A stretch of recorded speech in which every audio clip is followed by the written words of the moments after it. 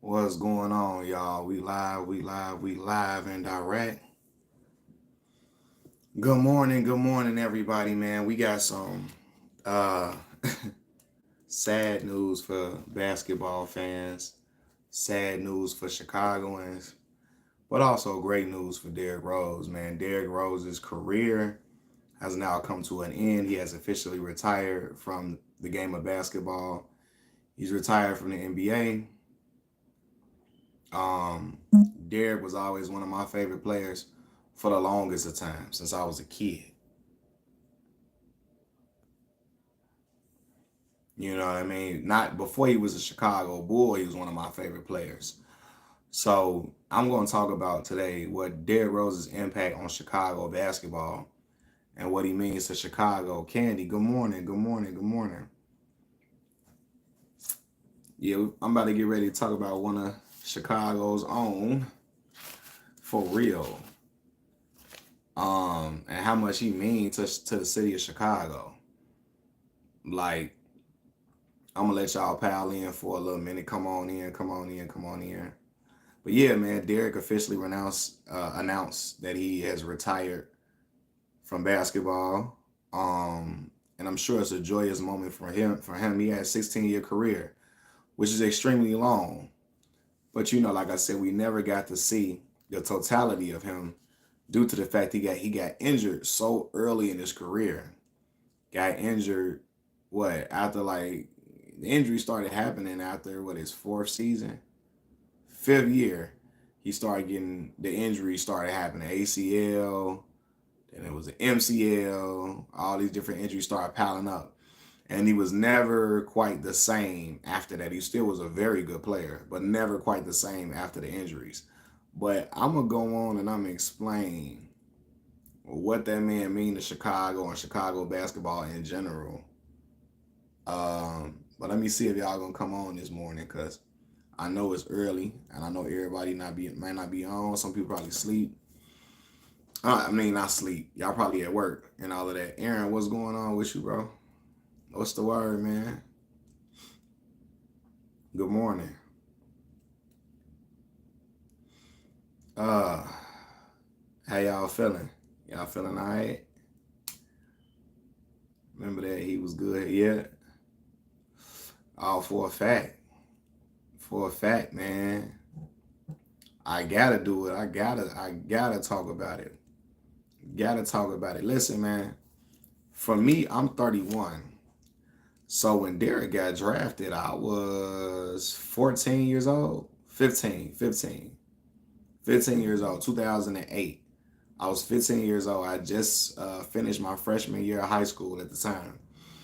And we had been watching Derrick play since he was at Simeon. So throughout high school, all of that. I remember when Derrick was on the cover of Slam magazine with two other I forgot who else was on the cover with him. Right? That's why YouTube name is Roseball. That's what's up. So yeah, bro, Derrick, when I speak about Chicago, Derrick Rose is Chicago, Illinois, to the bone gristle. He come from where we come from. I tell y'all, it's two Chicagos. It's the Chicago that Vince Vaughn and Vince Vaughn and them come from, and it's the Chicago that Derrick Rose and myself and Candy on here. It's the Chicago we come from. Two different Chicagos, right?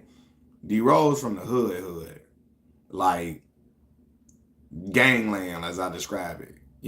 He grew up going to the same parks, the same, getting on the same CTA bus, same all of that with us. Hey, y'all know it, Candy. It's two Chicago. It's two Chicagos. It's two different lands. The Chicago Vince Vaughn them come from is not the same Chicago me and you come from at all.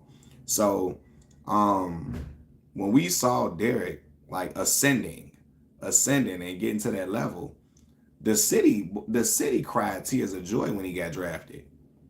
We had never had nobody from where we come from be number one in the NBA draft. You know what I mean? A dude that from Derrick from Inglewood. 70, what he from 74th and Paulina over there? 74th and Paulina, dog. Like what? 74th and Paulina that's hood for real. You know, he grew up eating Italian Fiesta pizza like us. So, yeah, when he got drafted, bro, the city was emotional, especially young shorties like us. I remember GCI and them aired it all over the radio when he went number one. Cause again, we had been watching him throughout the years, like develop. And so to see a dude from our city come get drafted by the Chicago Bulls. Not only that, be league MVP. A league MVP came from Chicago public school system. Like to us, that's crazy. You know what I'm saying? Like Isaiah Thomas from Chicago, born and raised. But you know, Isaiah went to school. He was getting a bus. He was getting taking a bus to school in the suburb area, right at St. Joe's. D Rose stayed in the city for high school. Like in the hood for high school. You feel me? Right off Vincennes. So seeing a dude like that get drafted, we was like, whoa, this crazy. You know what I mean? Then becoming league MVP, becoming one of the best, like the best guard in the game, and like that was like that. Watching him go up against Chris Paul, Steve Nash, Jason Kidd, that's crazy. You know what I'm saying? Hey, so much love to D Rose. Hey, Candy, listen, I don't be giving Kevin Garnett that type of claim because KG only was here for 1 year, Candy. You can't get honorary Chicago 1 year. He a South Carolina dude. He came in for 1 year. You know, it's a different experience for us growing up here in Chicago. We here all the years. That 1 year, I can't get him that because he spent 1 year here and he went out to the West Side. They let him gang bang Vice Lord for 1 year, and now everybody want if Garnett was nah, kinda no, that's not enough time. You feel me? If he was trash, we wouldn't say Kevin Garnett was from Chicago at all. We only be trying to get him there because he turned out to be all great, all time great. But Pooh, born, bred, raised here, you feel me?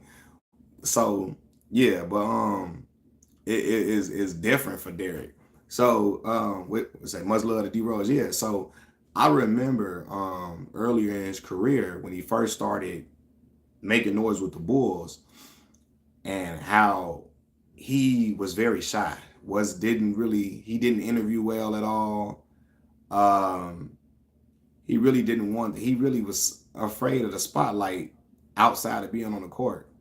Um and now to see him as a grown man, and he spoke about how proud he is of himself, that he can articulate himself very well now, that he can speak much better to the media, that he could, you know, hold conversations with media people much better than he ever could.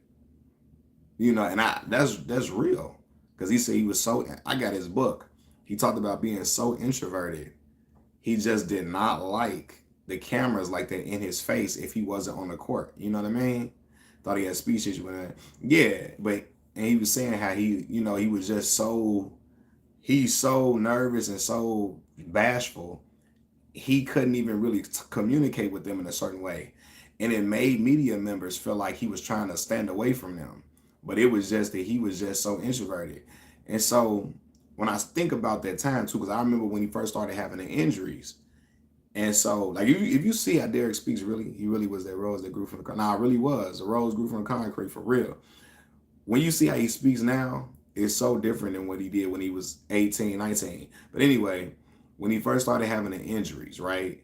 And they started to say he was facing pressure to come back early from the injury. And he was saying that he wasn't all the way healthy. He wasn't all the way right. And a lot of the white media in Chicago was raking him through the coals, trashing him, and calling him dumb, right? Like trying to basically calling him dumb. And I remember I was feeling personally attacked because I knew they were attacking black South Side Chicagoans and West Side Chicago, black inner city people in Chicago. By attacking Derrick Rose, they were attacking us by proxy. You know what I mean? So And I remember feeling a way about it because they would, and Sam Smith, the guy that wrote the Jordan Rules, he spoke about how it was a lot of racial stuff against him when he was here. You know what I mean? Because he was so introverted, they got upset, right? They started looking at this young dude from the inner city, from Chicago, South Side, Chicago, in Inglewood, making more money than they made, and they went to school and got all these degrees, and he was a hooper and was making more money. And when they couldn't have a certain access to him, they were pissed about it. But Derrick say, I'm not giving you access to me when I know you think you calling me dumb and you think I'm too dumb to recognize that you're insulting me. So why would I give you access to me when I know you're insulting me and you think I'm too stupid to recognize that you're doing it? He talked about it in the Mav Hoffa interview. What was the interview? My expert opinion. He talked about it. But I felt him on it. The real ones know Derrick was the truth. Always stood on the square. Yeah, always stood on the square as a man all the way. You know what I mean? I always respected it because it's so easy, especially growing up here. It's so easy to stray off your path. So many young dudes in the city had a chance to do something, but strayed off because they were too distracted. They wanted to be in the streets. They wanted to be, you know what I'm saying, moving, selling drugs at the same time. They wanted to be heavily gang banging. They wanted to do, they wanted to, I drink, smoke, get with all the shorties all day long. It got distracted from their dream. And like I said, Derrick, the city call him Pooh. That's his nickname, Pooh. Everybody call him that here like we grew up with him. But he had so much tunnel vision. He knew he had to get his people out of poverty. You know what I'm saying? So he stayed the course in order to get to the league. He got to the league, secured a max contract. After he won the MVP, secured that max contract, had a contract with Adidas, and the contract said as long as he was in the NBA, they would pay him money, his brother money, and his best friend money as well, right? Made them put that in the contract so all of them can keep getting paid, and he keep funneling that money in for generational wealth. You know what I mean? So I always respect it. I always respect it, man. And on the court, like I say, he was something I had never seen. Like that, like his first step was so quick, explosive. I remember watching it in high school, and I was like, and now there's something different. When he was in high school, I watched the game they played against Oak Hill, Brandon Jennings and them. And again, Derrick Simeon was overmatched. Like Oak Hill whole team was McDonald's All Americans nearly. All of them dudes was high major D1 prospects, right? Derrick was the only high major D1 prospect on Simeon's team. Tim Flowers and Kevin Johnson, they were mid-major players. They was going to Wisconsin, Milwaukee, Brandon Hall and them. I don't even know where Brandon Hall and Brian Orange went for school. But Derrick was the only high major player on his team. You feel me? And they beat the number one team in the country, Oak Hill, on ESPN, right? I remember watching Derrick in high school. I mean, they won. They was the first Chicago public school team to win back-to-back state championships. No Chicago public school team had done it at that time. They were the first ones to win back-to-back state championships. So yeah, man, his imprint is always embedded in Chicago, and we proud of him here because we recognize where he come from and how far he's come for real. Because again, man, I seen this city swallow young black boys whole. Like I've seen it. Like young black boy got a dream, he got a vision, he got a goal. But if he don't got the right people around him, he can't think for himself. He's cooked. He's done for. He's done for. We had a lot of great talent come out of here that never even got to that level because they was just too caught up into their own hype. And with Derrick, I think he just always knew he was confident in in himself as a man. So I think, and as a person. So I think that's what kept him, helped him stay the course. He always knew who he was for the most part and knew who he wasn't. You know what I mean? So that always helped him for sure. But yeah, man, you say remember the clutch shot he hit against the Kobe? Like, yeah, I remember that. That was in the shortened season. That's when I believe that was the first game of the was that the first game of the season? I think that year, Christmas Day. That was a lockout year, so I believe that was the first game of the season that year. and he hit the floater. That floater. Who did he shoot that over? I forgot. It was a taller defender though, for sure. But yeah, man.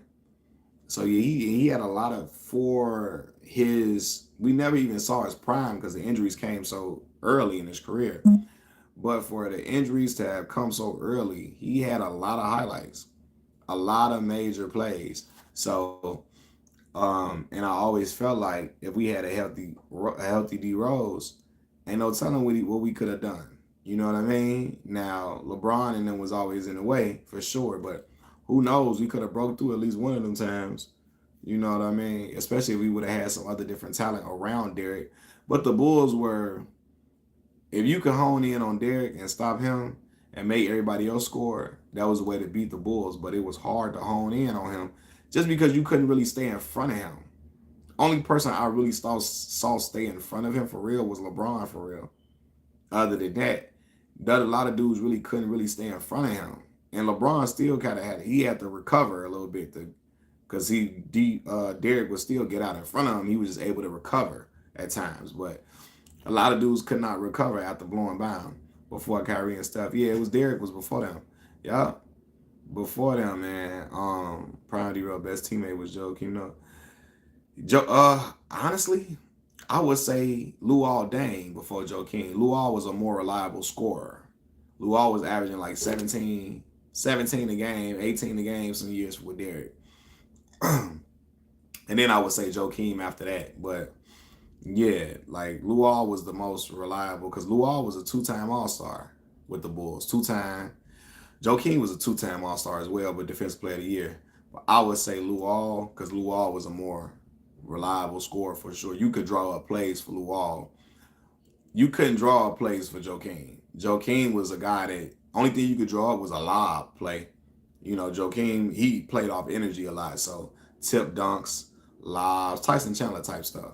You know what I mean? So yeah. Yeah, Luol was nice. A lot of people don't really remember Luol Deng, but because I'm in Chicago, I watched Luol so much. Luol was like Luol, he was a great defender. He defended LeBron very well. Now LeBron would still get off, but he defended LeBron very well. He was. He don't get talked about enough. And I think again because we wasn't like we didn't have though we didn't never make it to the finals, I guess. So sometimes the world kind of, and we in a big market, but for whatever reason, Luol don't get recognized as much as he should have.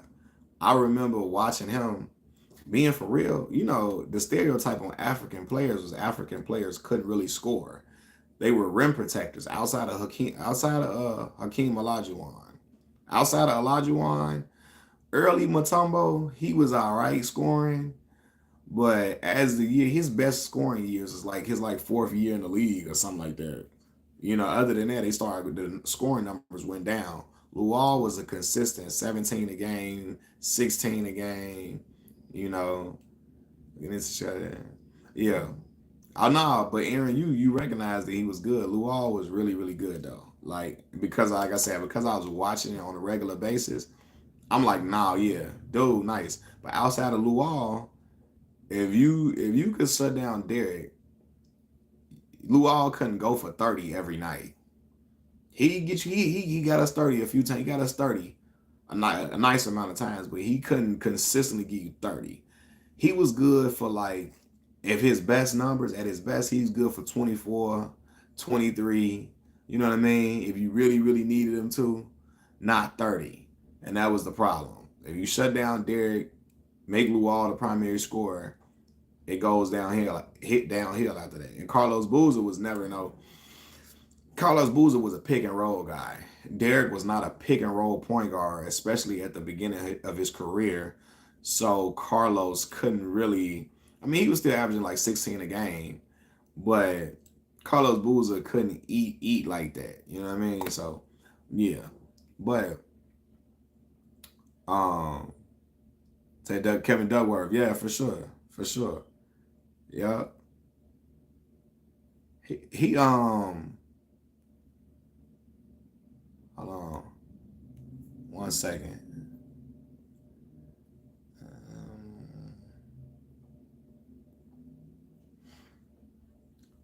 bad. I had to check something real quick. Boozer with the painted on hair. Yeah, he had this.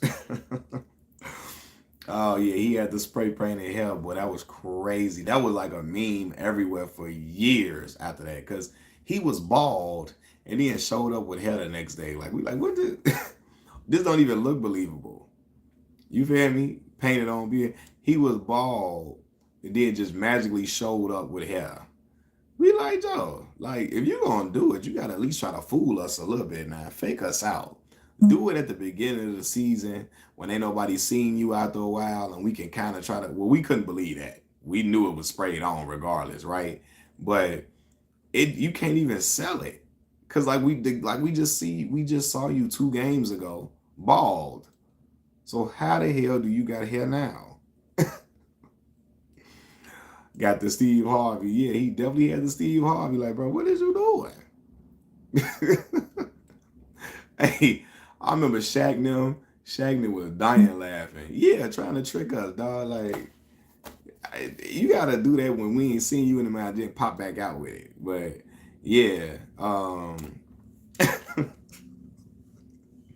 like, bro, what? D-Rose needed Joe Johnson, not Boozer. Yeah, we needed a 2 guard. And we couldn't. That was the best we could land. And the Bulls signed Carlos Boozer because they was really trying to get LeBron or like Chris Bosh or something too. But when that fell short and we couldn't get Joe Johnson, they had to sign somebody to satisfy the Bulls fans. So they gave that 80-something million to Carlos Boozer because we had to spend the money somewhere to try to satisfy our fans, and that's what we used. We used the Carlos Boozer signing to satisfy the fans, but the fans was not tricked at all. Fans like, nah, fam, we did not need Carlos Boozer. And I knew it because Derrick was not a pick and roll guard at that time. So I'm like, and he need a pick and roll point guard like Darren Williams to be effective. Like Carlos Boozer needs that. You can't just have him out there with a guard that's just not like extreme. If the guard's offense is not based in pick and roll, he's not gonna be at his best. So I knew he wasn't gonna come to us averaging 20 a game. I knew it because yeah, Derrick wasn't a pick and roll guard at the time, so balled and boozed. Hey, fun fact: his son plays baseball at my alma mater, Mississippi Valley State University. Carlos Boozer's son play at my HBCU right now, play baseball there. So I remember I saw him sign. I'm like, man, I'm like, look at Carlos Boozer, man, sending his son to the school, to the black college, man. You feel me? But the Bulls as a the Bulls as an organization, yeah, the organization terrible, horrible, right? Hey, the Bears too. We just need to change ownership. We need to change ownership so we can get this because there's no way. Like I'm sorry, I hate to say this. Certain teams in major markets can't just be trashed for a long time like this. Like we got to figure this out because this is crazy. Like the White Sox horrible. How is all these organizations just terrible in Chicago? The ownership, we got to change ownership in these organizations, man, to get something to really, really shake. Because I can't be having these. This losing is ridiculous, bro. This is crazy. Hold on 1 second. My bad, y'all. I had to go do something real quick. What'd you say? Black, oh, yep, same owners, yep.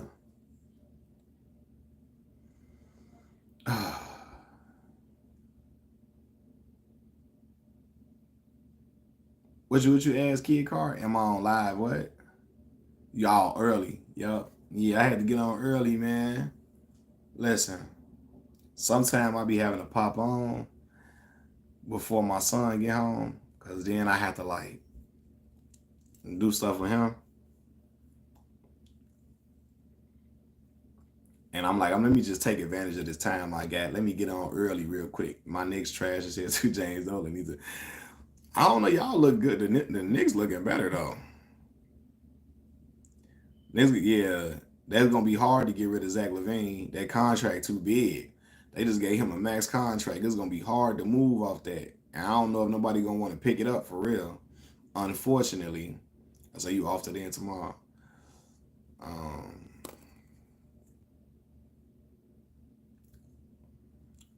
oh, that's a blessing. That's a blessing. You can chill and relax and watch me talk crazy. I'm finna be talking crazy too. I didn't calm down for 2 days. I'm finna start today. I'm finna be talking crazy. So lock in with me. The team is getting better. I just ain't like how Charles Oakley was. Nah, yeah, I ain't like that either. I ain't like that either. Hey, but Jalen Brunson the real deal. Jalen Brunson is the real deal. I remember watching Jalen in high school, right? Because he went to school in Lincolnshire, Illinois. Like, I don't even know where that is for real. Like, I'm so Chicago. If it ain't in the right outside of Chicago, I don't know where it is. Right? Um, but yeah, Jalen Brunson tough. I remember he played against Whitney Young High School. That's when they had Jaleel Okafor. You remember Big Jaleel Okafor? Big Jaleel went to Duke. And I think in that game, Jalen must have had like 40 something points that game. And that's when I knew. I said, oh no, he legit. Then of course he go to Villanova, get off. But what he doing right now is crazy. The youngest MVP in the NBA. Yeah, man. Youngest dude in the youngest MVP hung it up, man. That's my guy too, man. That is my guy. I'm a Derrick Rose fan for life. Like I say, I recognize what he did for the city of Chicago and the hope that he instilled here to a lot of kids, man. A lot of the shorties saw Derrick get drafted, and right after that, we had a surge of Chicago dudes, a surge of Chicago guys getting drafted in the NBA. We had Anthony Davis after that, Jabari Parker, Jaleel Okafor. Well, Kendrick Nunn, I don't know if Kendrick got drafted, but he went, right? Kendrick Nunn. You had Taylor Horton Tucker, Ayo Dosunmu from my high school, Morgan Park.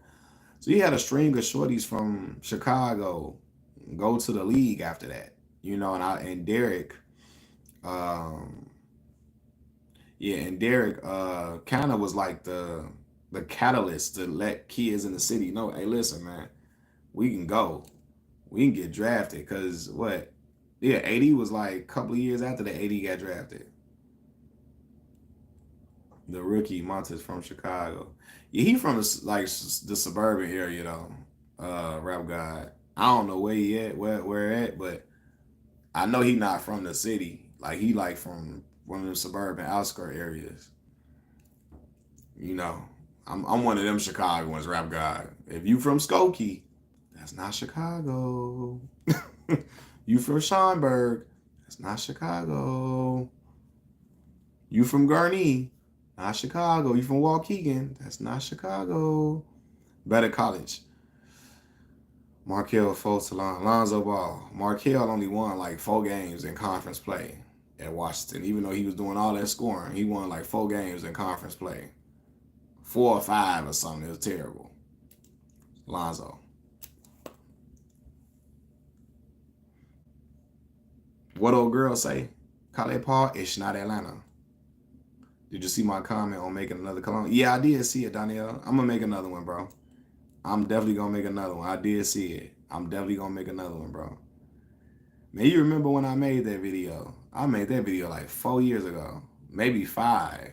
4 or 5, like 4 years ago. Yo. If your zip doesn't start with 606, then you're not exactly. Tell them. If it's not 606, it's not Chicago.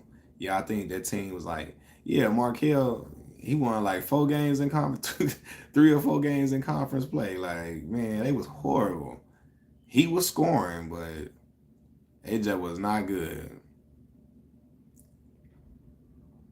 What's them places? The suburbs. Yeah, them the suburbs. Like like what, like Skokie, Schaumburg, Waukegan. These like suburban areas. So technically, they call that the Chicago land area, but it's not Chicago. So the Chicago land area, like, you know, I've been here for a while, bro. Even though you can. I'm not dissing Kobe. Look, only reason I be saying it, let me tell you let me tell you what be going on, bro. Danielle, let me tell you how all this started for real. You know I'm a LeBron fan. And you know, when I be making the videos, uh, it's always some Kobe fans try to tell me, he ain't this like Kobe. Kobe. What Chicago beef for Kobe Bryant? Chicago don't got no beef for Kobe Bryant. I was the one. Chicago don't got no beef for Kobe Bryant. Now you ask about me in particular, then we could talk about that. But yeah, Chicago metropolitan area. Yeah, but Chicago ain't got no beef for Kobe Bryant though, bro. Now, but again, you gotta understand. I've been a LeBron fan like since I was 11, right? So growing up, first of all, growing up a LeBron fan, dog. Do you know the type of like arguments I got into growing up? Like I'm a LeBron fan from the first Cleveland, like the early from '05 on, from '04 on, bro. Like at the end of his rookie season, I knew he was the one, and that was my guy since then. Do you know how much people would try to holler and tell me he wasn't Kobe? They've been hollering that since back then, right? So can you imagine young me holding my ground? First of all, in the city of Chicago, against these dudes, these old guys, these old heads in Chicago that love Michael Jordan, and then against the Kobe Bryant fanatics. So first of all, Danielle, a dude just came on my video the other day telling me that basically trying to make it seem like because I'm not a Kobe fan, I'm not a winner in life.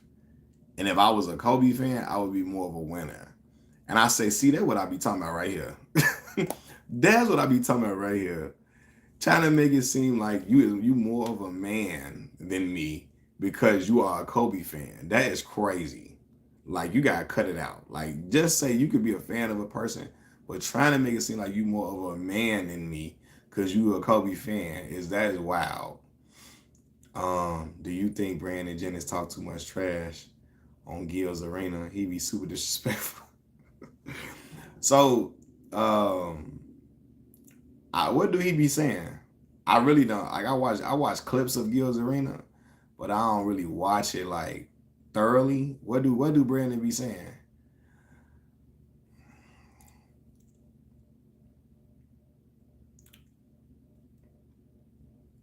Oh, he argues for Steph Curry.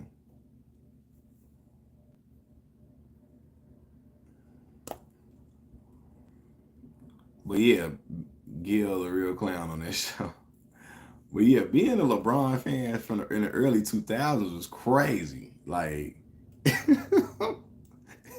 listen, I remember when he went up against the Spurs and Skip Bayless was killing him because they got swept. Him and McCants be sounding like haters. Yeah, Rashad McCants, he played a contrarian on the show. Um, for purpose of views, I believe, I'm convinced. Well, yeah, Candy, you grew up in Chicago. You grew up, you you from that era of watching Michael Jordan. So yeah, I get that. And I still got Michael Jordan #1 on my list all the time.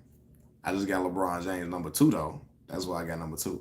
I'm we say does rooting for LeBron make you feminine or sensitive? No, it doesn't. I feel like Gilbert's platform kind of what Gilbert. I don't know. He be like everybody from the 2000s trash, like Vincent. That man didn't say AI was trash, did he? He said Penny and them trash.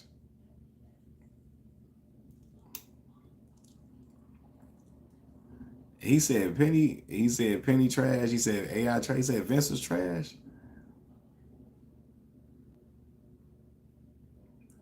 I don't like old heads that hate on Kobe too much. Well, I mean, I believe now Kobe get a lot of love now. To be honest with you, that's crazy. Brandon, just see they just be on there again. They be on there doing that for they gotta talk crazy for them views. So I guess that's why they be doing that. But saying Penny Hardaway is trash is crazy.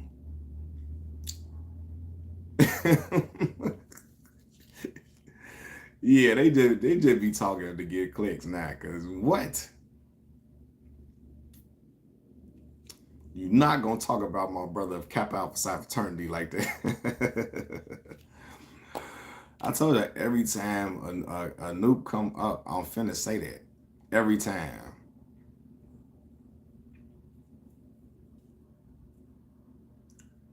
38-year-old Stockton kicked Cook Gill once. D-Rose favorite moment. Mm, hmm. I would have to say one of my favorite moments when he split the defense and dunked on Joel Anthony of the Miami. Remember when Joel Anthony was a center on the Miami Heat? D Rose split the defense and dunked on him. That was crazy. Yeah, Penny was a dog. Certified dog. They need to have a 1-versus-1. Yeah, KD probably beat everybody, bro. It ain't really no probably about it. His game is so. Yeah, he's a weapon, bro. KD beat everybody 1-on-1. Durant for sure. Oh, the Lakers on Christmas Day when he hit the game-winning shot. Yeah, that was nice. That was nice. The dunk on Goran Dragic, Stacey King. So, fun fact: the day he dunked on Goran Dragic, I had went to the military ball because I was in JROTC. I remember that day vividly. I went to the military ball, and then I came back home. When I came back home, I'm still in my military ball, my uniform, ROTC uniform, and I'm watching the game, and I'm seeing Derrick dunk. Me and my father in the front yelling the way he dunked on Goran Dragic. That was crazy. Shot 50% from the field for 2 years straight before his end. I didn't even know that. That's crazy. 50% from the field. You talking about Penny? 50%. That's tough. When he crossed Kyrie one play, I remember Derrick crossed Tyreek Evans. Tyreek Evans then scored, I believe. I mean, he crossed Andre Miller, but then got the goaltending because Samuel Dallenberg goaltended the play. Yeah. Yeah, I remember a lot of the moments, though.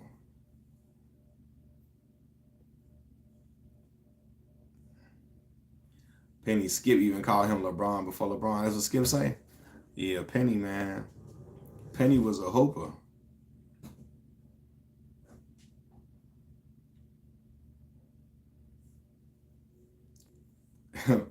Anthony Hardaway.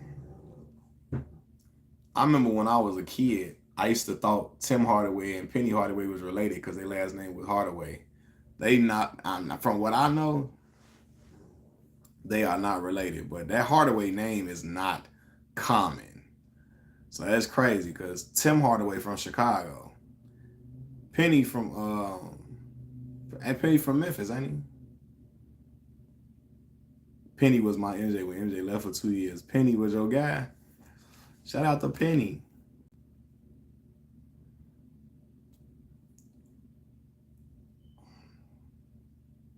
He from Yo Gotti hood? Yeah, I was like Penny from Memphis, ain't he? Yeah.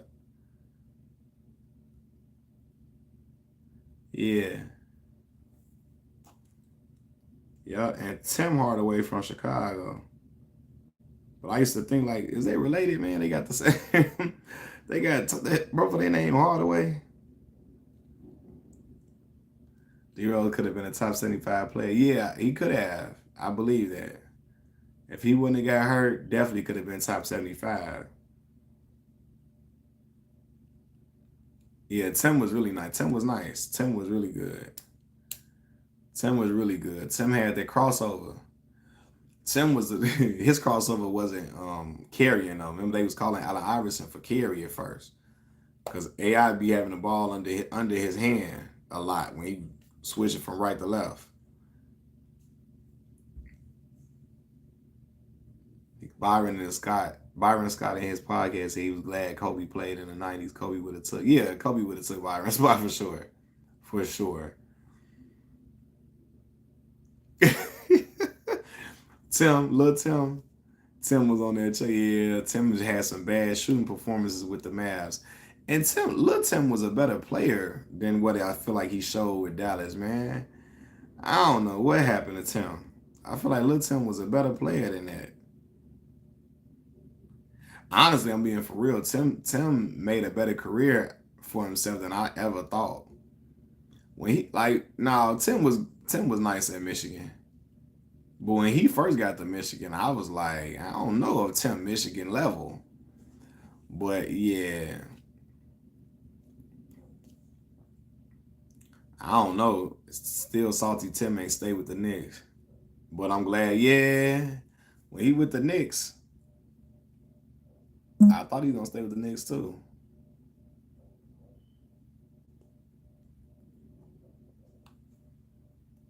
I think Tim Hardaway from Algier. He is. Yeah. Tim went to Carver High School, went to Cone Elementary School, went to Cone Elementary School, went to Carver High School. All the kids from the Gardens, a lot of them went to Carver. I love Derrick Anderson, Jawan, Chicago hater. Shout out Jawan, man. Jawan a real dude though, man. I got a lot of respect for Jawan Howard. He always hosted that basketball camp in the city. If you read a certain amount of books, you can go to Jawan Howard basketball camp for it was a free camp. And Jawan is from he actually from over there where I went to elementary school at. I went to school on 93rd and Princeton, over there by Princeton Park. He from them little project, little townhouses over there. Yeah, going 0 for 11 for a whole month. Yeah, Tim was playing terrible. When D Rose and Dame Dollar played against each other, that was point guard magic. Yup, to the young bucks who grew up. Yeah, for real. Facts. Dame over D Rose top 75 seemed goofy to me. Well, they looking at the fact that Dame has played, he's been healthy, right? So Dame has been able to put up better numbers than Derrick because he been healthy, he been the number one option. But Dame shouldn't have been on top 75 list. I'm sorry. Dwight Howard should have been on there. 100% over him. Dwight should have definitely been on over Damian Lillard. Like, and ain't that's no disrespect to Dame, but Dwight should have been on that list, without question. Dwight Howard got what, 3 Defensive Player of the Year trophies. I forgot how many All-Star teams Dwight made. But yeah, Shaq messed him up. Yeah, Shaq got hater in him too. Cause I don't like the fact that he was trying to clown him out. And it seemed like all because they was calling him Superman. Right? And I got on Shaq about that. That was corny to me. Cause why is you mad that they calling dude Superman? They gave Dame Kyrie spot. Kyrie was on there first, but they took him out because of the shot. They took him out all because of COVID. Okay, I see what you're saying. Yeah, I still would have put Dwight Howard in before both of them. I'm sorry. I would have put Vince Carter in there before them. Truthfully. Yeah, Shaq be doing dancing too. He do. I remember when Colin Kaepernick started taking a knee, and here comes Shaq. My thing is, why you wasn't doing that before? Why wasn't you doing it? Why doing now? Why you wasn't doing that before? Well, because people change, Shaq. People grow. People gain more knowledge. They become more enlightened. They become more conscious. Shaq, Shaq was acting like he was mad that Colin Kaepernick was taking a knee. Like he felt insulted. I'm like, Shaq, you not the real police, bro. Like, you not the real police. Yeah, the stepfather was in the military, but relax. The main point guard who was snubbed was Tony Parker. Yeah, Tony definitely should have been on there. Well, how many All-Star teams Tony made? Shaq hated on Penny too. Yeah, he did. Yeah. He never said nothing directly to Penny, but he definitely was jealous of Penny's ascension. I think he felt threatened by that, which is why I feel like he left Orlando in the first place. because he didn't want to hear the talks about who team it was, Penny or mine. So Shaq got a hater in him for sure. He never said nothing directly about Penny. He never did say nothing, but I know Shaq felt a way about Penny ascending and people thinking it was Penny's team. So that's why he went to LA. And he got what you call it to give him $100-something million. Dr. Bus. Hated on Kobe too, big ass baby. And them talking on fire. Shaq apologized to Penny. And it was decent. But yeah, it was decent. But he made like 5 or 6. Tony made like what, 5 or 6 All-Star team? Now let me tell you where that stuff happened with Kobe though. The contention happened with Kobe.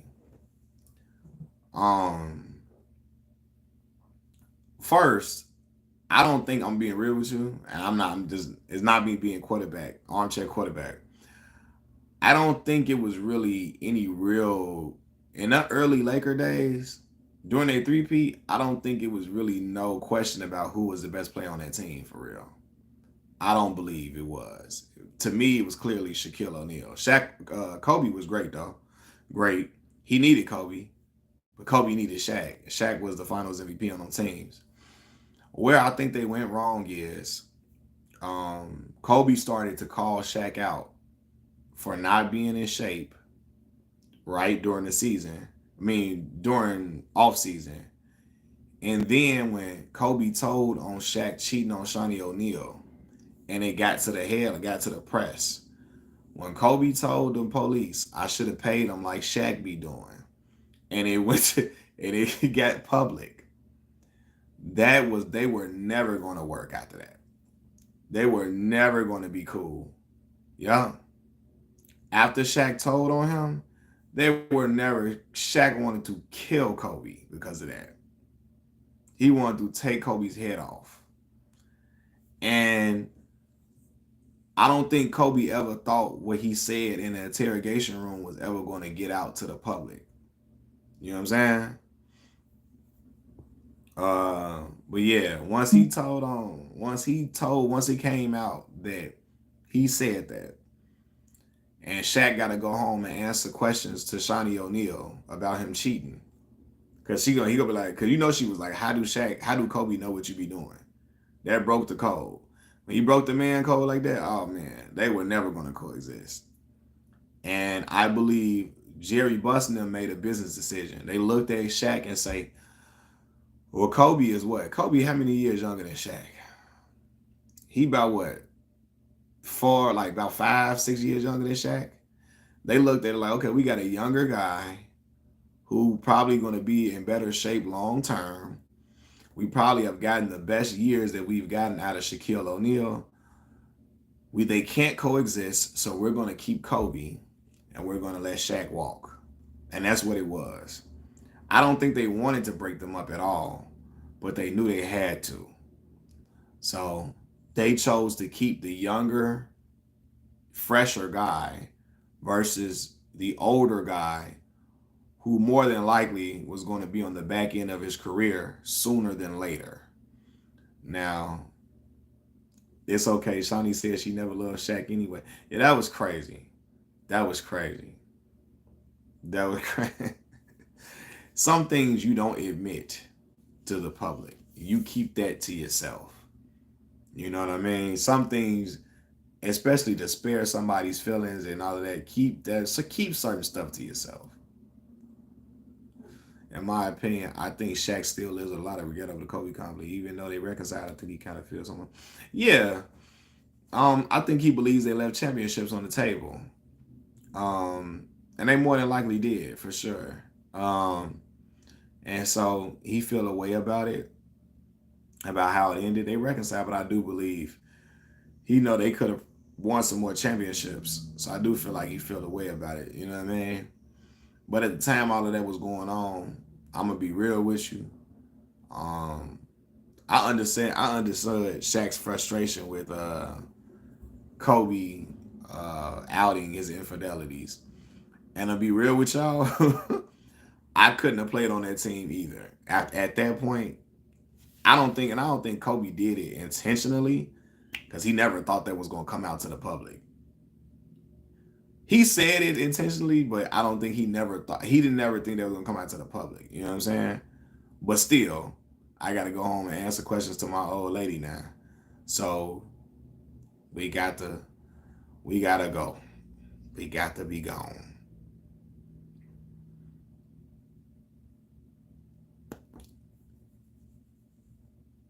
Yeah. So at that point, we cannot coexist. If we gonna coexist, I'm gonna be fighting you probably every day. So they're like Michael Jordan. Candy not gonna like this. When Michael Jordan told Horace Grant he didn't play well enough to be eaten on the plane, soon as the plane landed, he should have took off on Mike. He should have started fighting Mike immediately. Soon as the plane landed, we gotta whoop Mike. Yeah, say you ain't know he's yeah. A lot of people don't know that Kobe did that because that was in the time where social media wasn't rampant. Um, but they have interviews on it and everything. John Saunders is interviewing Kobe about him telling on Shaq.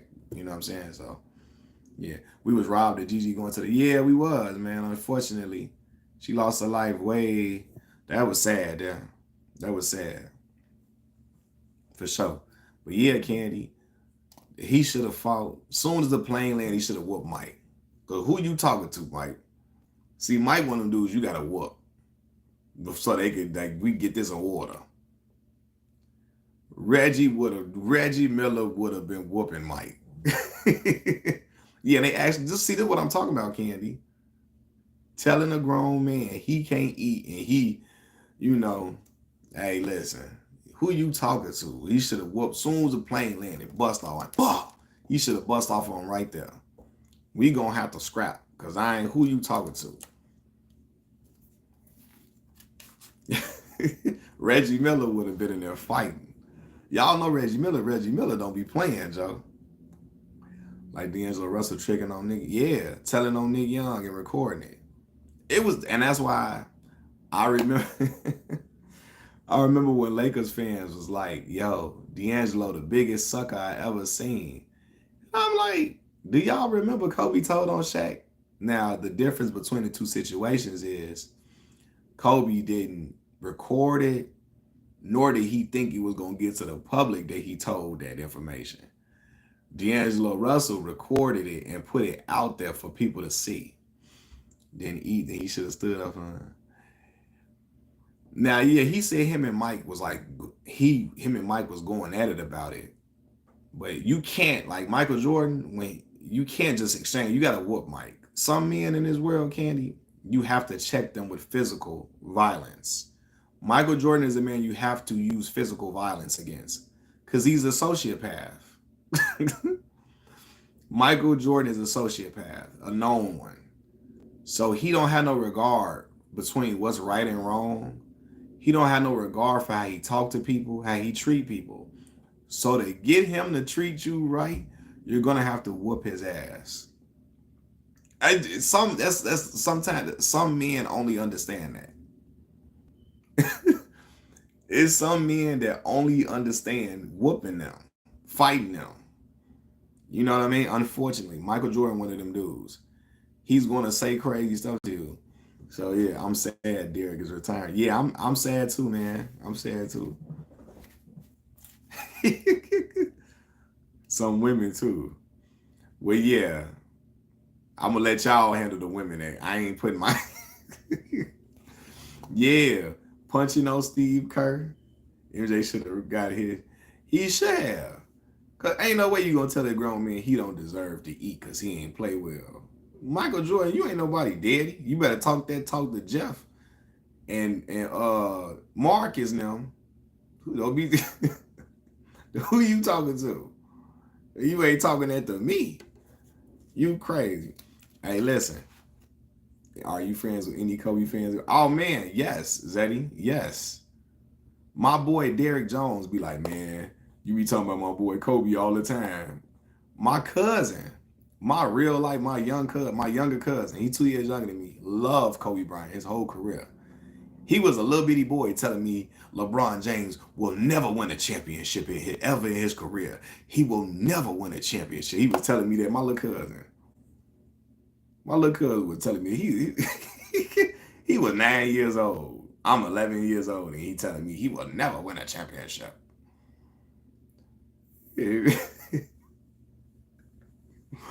So yeah, I got family that's Kobe fans, and so I was like that. I got family and close friends that love Kobe Bryant. But Zeddy, you know I'm gonna speak my opinion. I do not be caring.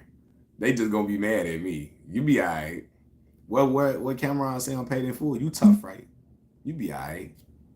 Dudes get shot every day, B. They get shot every day.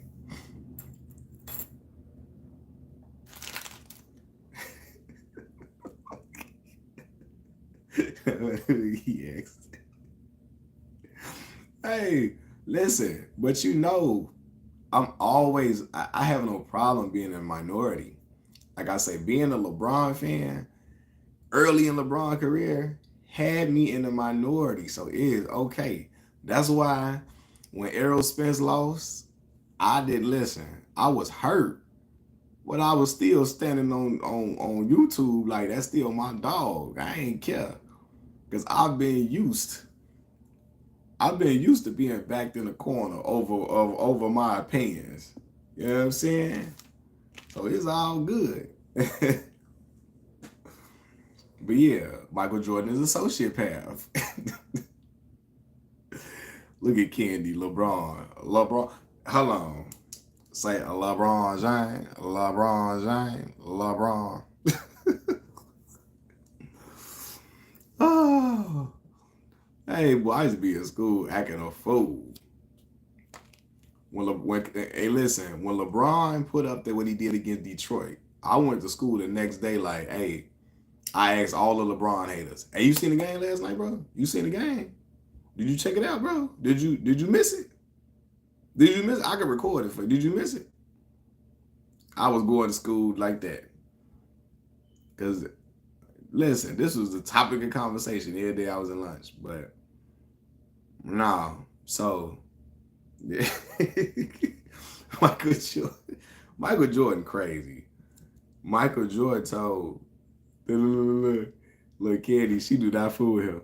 Well, Michael Jordan told, what's the name? He told Chameleonaire, I don't take no pictures with no dick. He don't take no pictures with no N-word. What's wrong with you? I love your videos. Keep doing your thing. I appreciate it. Phil Talk. That's love, bro. I appreciate it.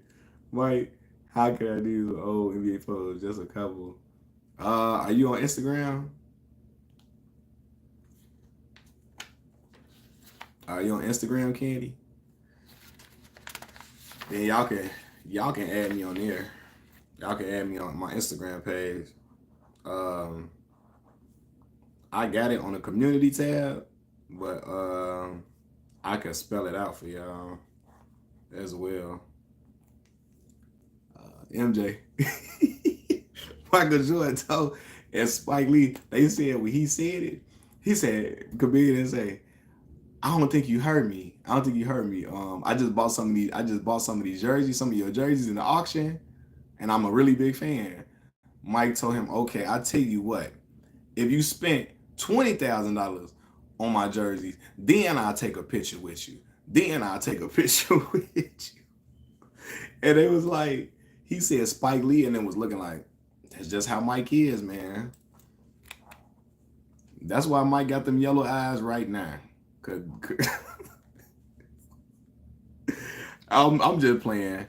I hope Michael Jordan all right, man. I'm just playing. I hope Michael Jordan all right.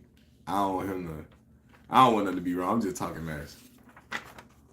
My handwriting ugly, but you know, Machiavelli _ Mills TV. That's only one underscore. I don't know why I made the underscore so long. There's only one. Machiavelli _ Mills TV. MILLZ TV. That look like an S, but yeah.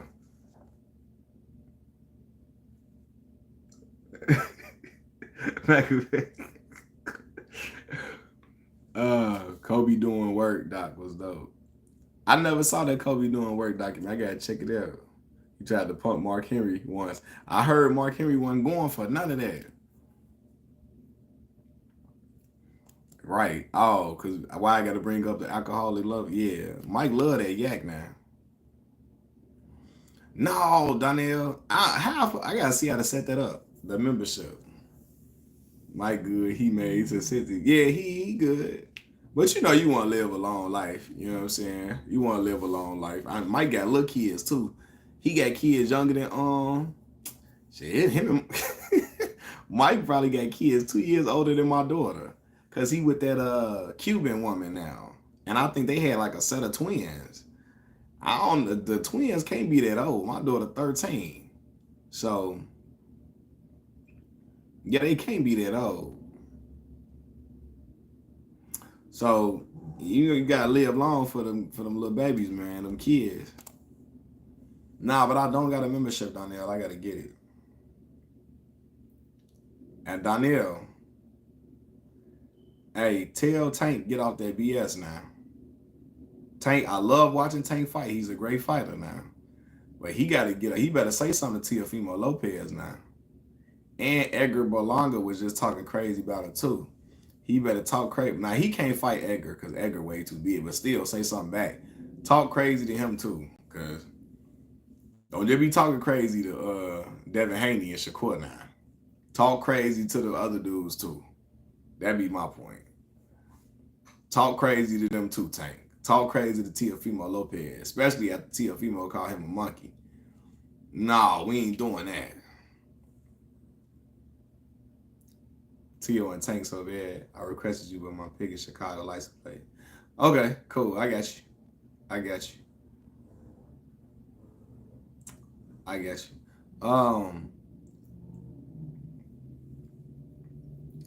Hey, look. So I'm gonna tell y'all. Aaron, you still on here, Aaron?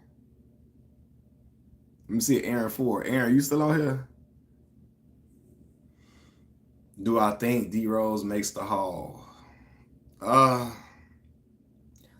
hope so. I would say no, but the NBA Hall of Fame is fairly easy to get into, in my opinion. Like, they got some people up in there I don't think supposed to really be in there like that. So, but if Derrick probably would have had some more All-Star nods, it would have been without question. But they might still put him in there though, man. Youngest MVP ever, 3-time. They might take that stuff into consideration. 3-time All-Star, youngest MVP ever. I don't know. I would say no because of the injuries happened so early.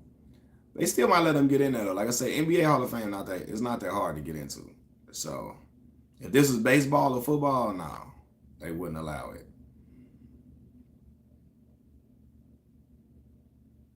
Draymond Green finna be all of it.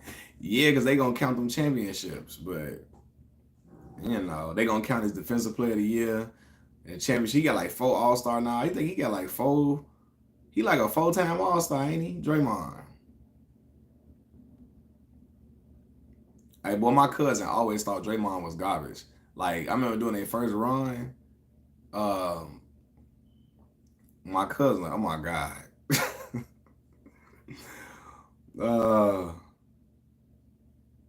Yeah, he got like 4. Yeah, he gonna get in there. Coach Sears had bad lives with his. I don't understand what you're trying to say. You actually talked to Tank before through FaceTime. I was at a fight party, Anthony Peterson through his dog. We used to be neighbors. Nah, man. Tank seemed like a cool dude as far as fan interactions and interviews go. I just be wanting him to talk crazy to, and I got Tank beating everybody at 135 and 140. I just want him to be talking crazy to them other people, not just to the black fighters. That'd be my thing. Because the other people be saying stuff out of line and out of pocket about him too. But it just be like he go at Devin and Shakur. And D Rose will smoke Draymond in 5th place. Yeah, for sure. But that's why sometimes, man, accolades and all that type of stuff, it matters.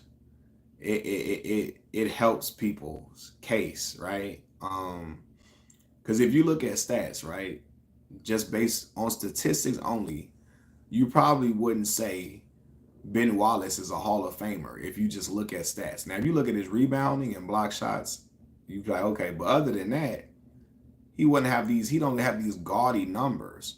But when you see he got 4 defensive player of the year awards, and he like a 4 or 5 time, like being like a 5-time all-star. I got 4 defensive player of the year trophies.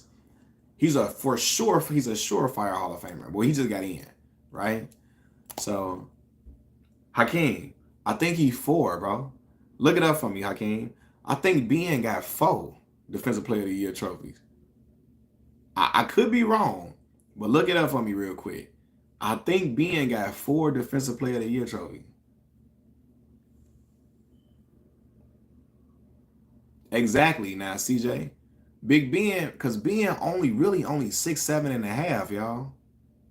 He really only 6'7", and he was guarding Shaq and holding his own. So to me, he's a surefire Hall of Famer. I'm just saying, like, sometimes the numbers won't always just dictate somebody's Hall of Fame status. And I think Ben's don't necessarily scream. Now the rebounding numbers scream loud, and the block shots too. But when you watch him play, you cannot deny Big Ben's impact. Big Ben was phenomenal defensively. No, Aaron, I asked, was you still on here, because yesterday we was on live and we was talking about Onyx, Fredro Starr from Onyx, right? Fredro Starr was on there talking about something. Michael Jordan cut his hair bald because of Onyx, right? And I said, now Aaron, I say, all right, New York dudes always be trying to act like they invented everything.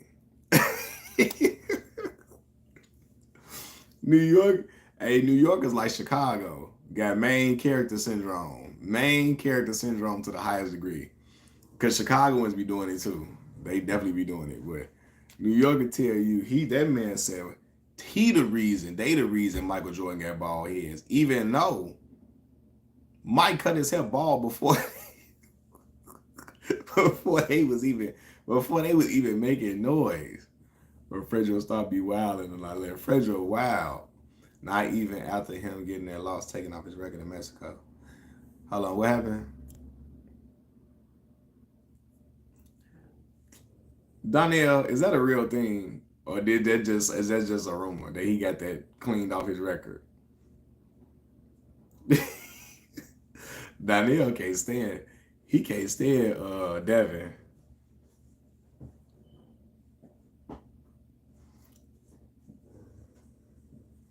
Pac look better than Jordan.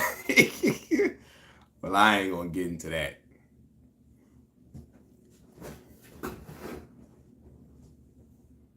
New York did they invented gravity. Oh man. Wow. I can imagine being a New Yorker. You'd be like, you ain't from New York. We ain't trying to hit that, dog. Boy, if you from one of the 5 boroughs, what? Fredro Starr be like, then he tried to be Soulja Boy now. New Yorkers was the first person to go viral. Onyx was the first one to top 5 kill songs. Man, Juan, that is hard, man. That first with the Timberland move. Yeah. Listen. But Chicagoans got main character syndrome like that too, though.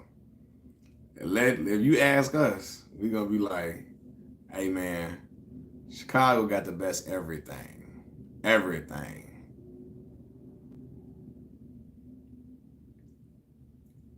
Well, somebody from Chicago tell you we got the best football players. When we know it's like between Florida and Georgia and Texas and stuff like that, you know? top 5 Kel songs, oh man. Woo, brother. That is hard. I haven't listened to that song that Candy. I gotta check it out. Seems like you ready. That's a hit. Seems like you're ready. Seems like you're ready. Yeah, Florida, them boys in Florida different. Florida football different. Different. I'm looking at all the talent from Florida. Derrick Henry, Lamar Jackson. What? Is over 5 credible sources say something. I believe it. Oh, he got 5 credible sources that came out and say that.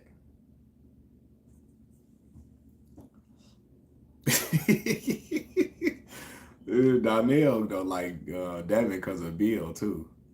Man, look, I got the pressure on me. Do the knowledge.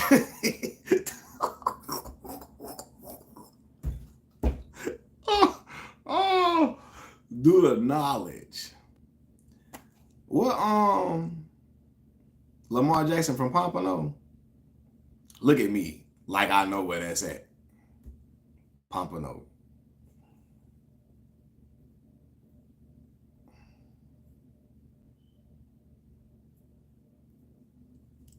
Broward. Okay. You from Broward County? CJ?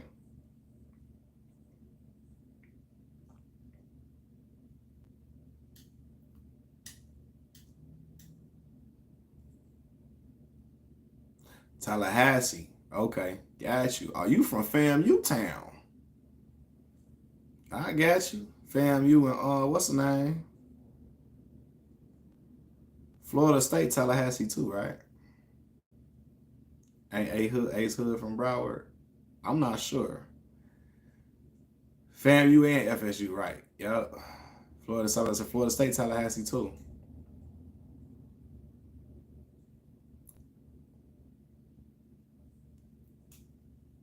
Hey, shout out to Florida, man. Listen, I told you, CJ, my mama used to work for United Airlines when I was a kid. So we used to always be in like Orlando and Kissimmee. Cause we in there going to Disney all the time. Well, it used to be so hot. We was going in July. It was hot. I'm talking about smoking hot. But it was fun though. I went to EIU with Tony Romo. I went with Romo, Eastern, EIU. But our Florida football players are way better. Your Florida football players, they got them ones, boy. Because they be playing in their heat, man. They be playing, they got different type of lung capacity. That's like the only 2 rappers. Port St. Lucie. I don't know where that's at. I don't know what part of Florida that's at. You listen to Ace Hood and Rick Ross?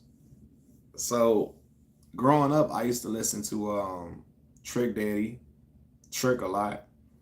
I remember JT Money and the Poison Clan. Remember JT Money had that who that?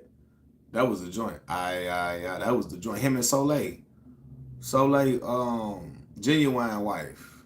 And she killed that verse too whole time.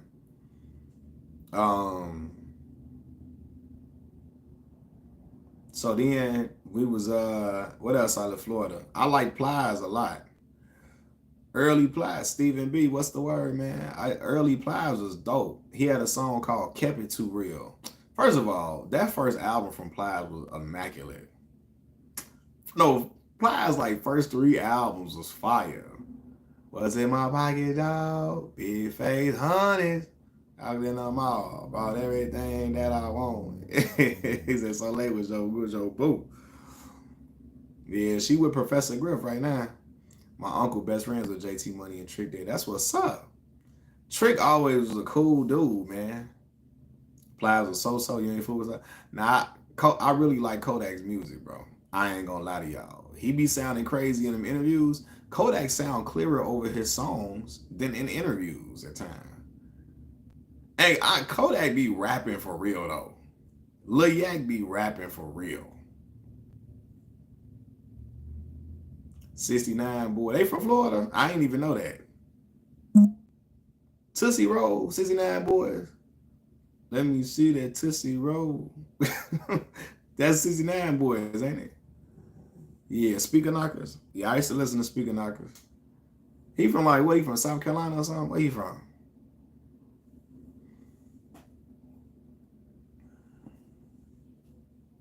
It's the Speaker Knockers. Kodak is Haitian. Go listen to old Kodak. He was snapping. Yeah, Columbia. Okay. I like Shawty a couple of his joints. Other than that, I never went out of my way to listen. Yeah, see, the album joints was way. The album song, Aaron, was way better than the Ray Plies album songs. Was gritty. They was fire.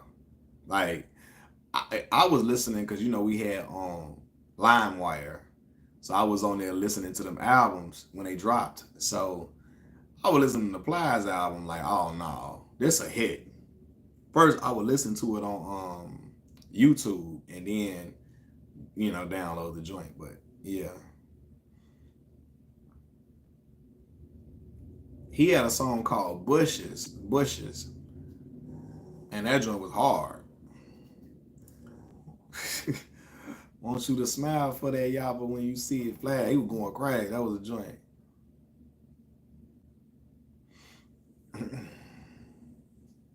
Denzel Curry a better rapper than Kodak. Tried to get into Kodak Black, but he was only good in features. Denzel Curry. That's crazy. I never really listened to Denzel Curry, Aaron. I gotta check him out.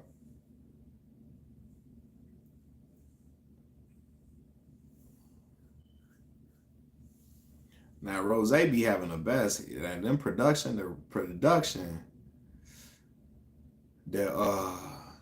the production and what you call it has. Ross production is immaculate. And his flow, his delivery, all of that. Earl Sweatshirt. See, I never got into the Odd Future people. When I heard they was like, I'm saying, I'm telling y'all, when I was a kid and I heard they was atheists and all of that, I was like, oh dog, I don't know, they're gonna be for me. And then when I heard Tyler the Creator, early Tyler, I ain't like that early Tyler when he was sounding like he was off that Eminem tree at first. And y'all know the Marshall Mathers fruit from the Marshall Mathers tree is not for me. Okay, fruit from that tree is not for me. Before Kodak wants Chief Key go to Florida. Candy, I appreciate that Chicago love. Chicago love. I appreciate you, Candy. It mean a lot to me. It mean a whole lot to me. I definitely thank you and I appreciate you always coming on the live stream too. You always on here. You always on showing love. I appreciate it. Vince Staples. I like Vince Staples. He seemed like a cool guy in real life too. Like in just regular everyday life. If he had like a podcast, I would watch it just to see what he's saying.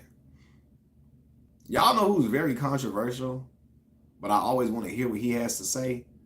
Y'all know Glasses Malone, G Malone from LA. Where is he from? LA or Long Beach or something? Where he from? California dude. Glasses Malone. He just got an interesting. I would watch a podcast from him every interview because he would say some wild stuff. But again, he just got a way of keeping you captivated in an interview. I'd be like, let me hear what he's saying.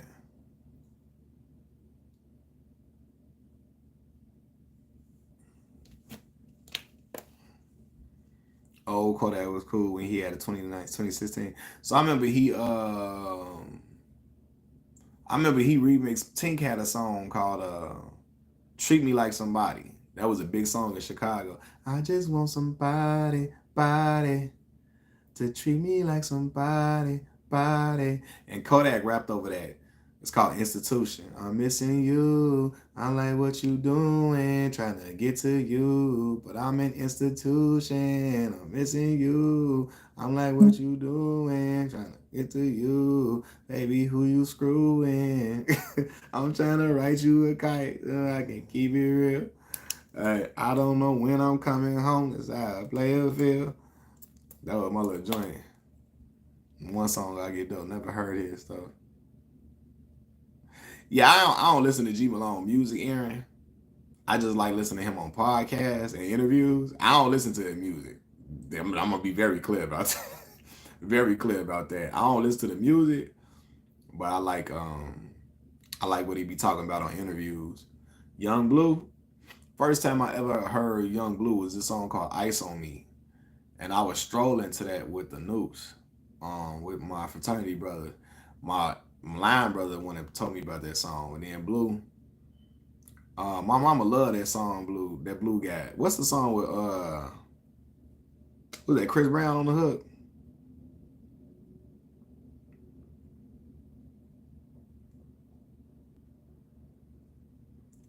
I saw G Malone interview about Kendrick. I can't remember who was with. Yeah, he was talking about Kendrick. You probably saw the same interview I watched. G Malone always got it's a very interesting perspective. I may not agree with everything he says, but a very interesting perspective. First time you went to Miami, it reminded you of Chicago with palm trees. I don't know, man. Miami is very different. Donnell, man. That's love, bro. I appreciate you, brother. I appreciate man, Donnell, man. That's my dog. He always come through the videos and show love all the time, man. I appreciate y'all. Like I said, it means a lot to me and my family, man. But to me, bro, Miami felt so different than Chicago in a lot of ways. Like even the houses, right? Um, they got like colorful houses, which I like how it looks though. Like normally I wouldn't like that, but down there it just fits to me, right? You see people with like a green house, a pink house, or orange house in Miami, right? The palm trees.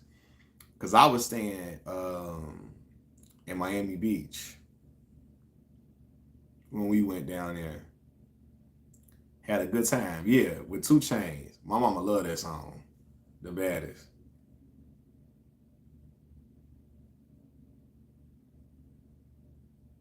He remixed 5 on it and Erica Badu song. I gotta check that out. To Be Like That. Young Blue got a song called Be Like That. The downtown part. Oh, now I get you. Now I get that, Demetrius. The downtown part, yeah.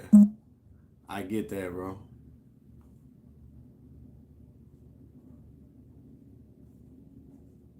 I get that for sure. The downtown part, yeah, you get that feel for sure.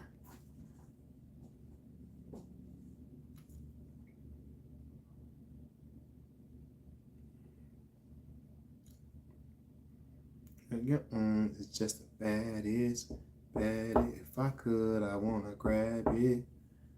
The Riverwalk, yeah. I think G-Mon will troll her a lot in a weird way. He kind of like gang. Yeah, but again, when he does it, I don't know why I don't get as annoyed. I don't know why. When he does it, I don't get as annoyed as I do with the game. Something about when the game do it. And the game is an excellent rapper. Phenomenal rapper. But he just do some stuff that you be like, what? Like he just does some stuff that just he irks you. Like one of them old school words. He irked me. Like, what are you doing? Yeah, it's different parts and cities, Miami too. Yeah, for sure.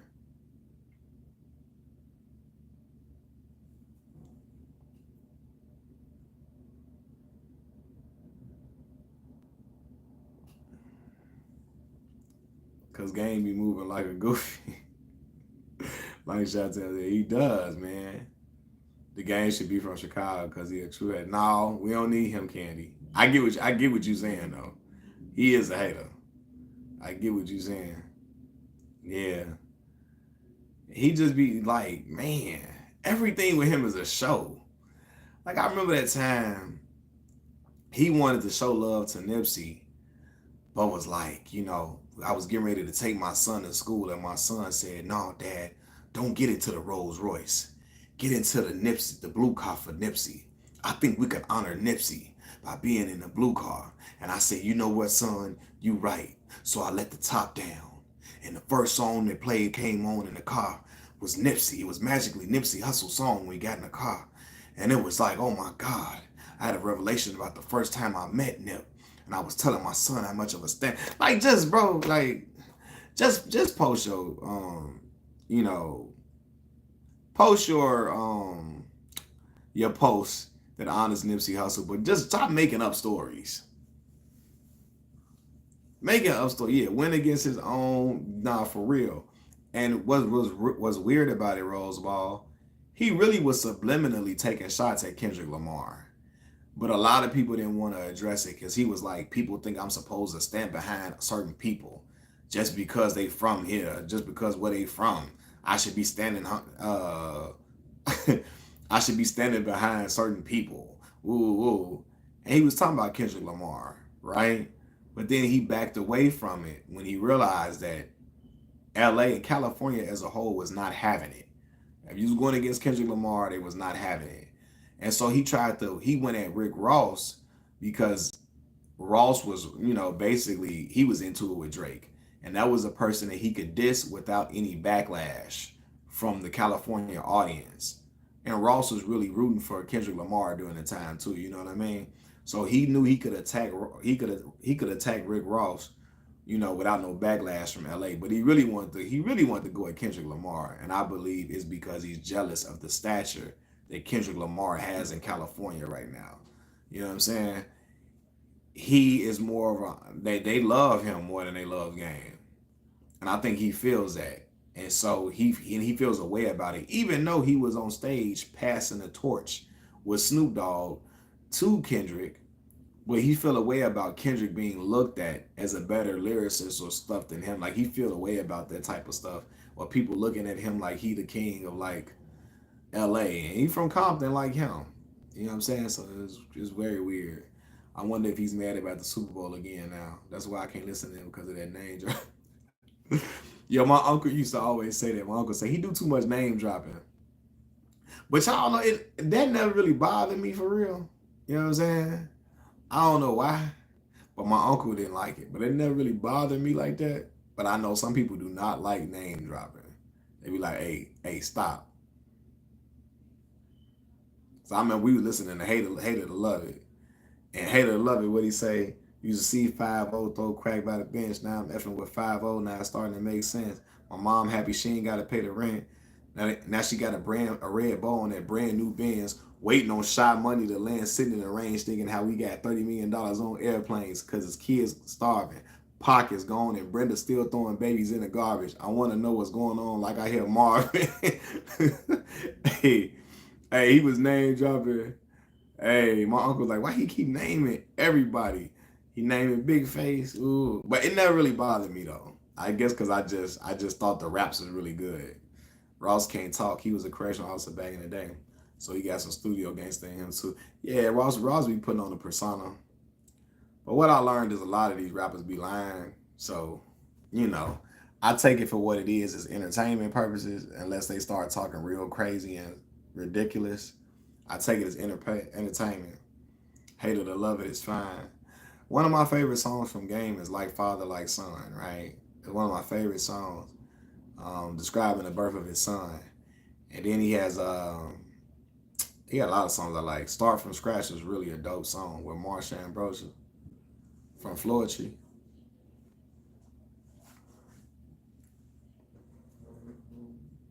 I was 2 beeps away from a flat line. When you a bad boy, people don't want to see you shine. I like that line. When you a bad boy, people don't want to see you shine.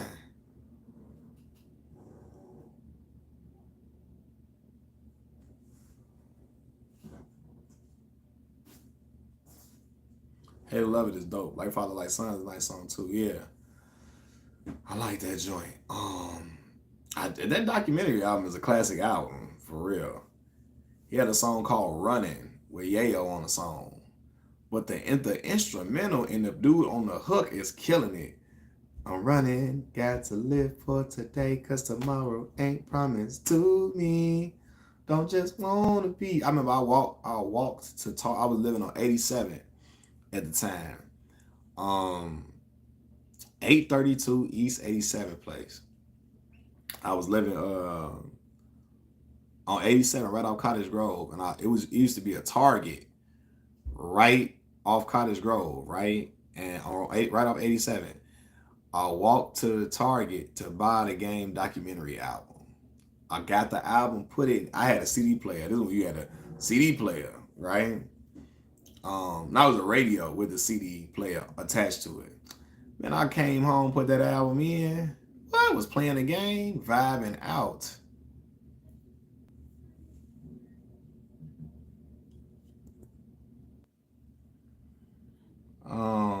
You think Kendrick and Jay should have been above Nas?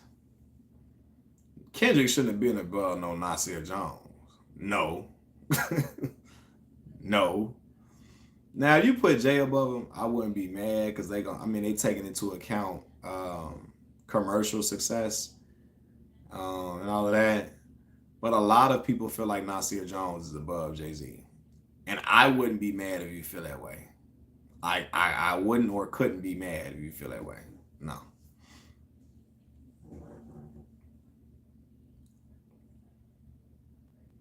Yeah, that PlayStation 2. I was playing a PlayStation 2 that time when that dropped. Facts. Facts. PlayStation 2 memories was different. Dear mama, yeah, fact, yeah. You got Kendrick above Nas. Yeah, I can't do that right now. Not right now. I felt Pac could have been number one. Yeah, you know what though? I feel like that's like a cheat code. That's like a like. Sometimes I feel like that's the easy way out. Sometimes people be like, "Let me just put Pac up in there." Yeah, I believe if there's no Nas, there's no Kendrick for sure. Look, Nasir Jones, man, what? I told you I used to get that little. I used to get the fade that he had on. It was written. Call myself Chicago's own Nasir Jones. I used to have my little glasses on, the little gold, little frame glasses. Look, I look like I knew all the answers to the test.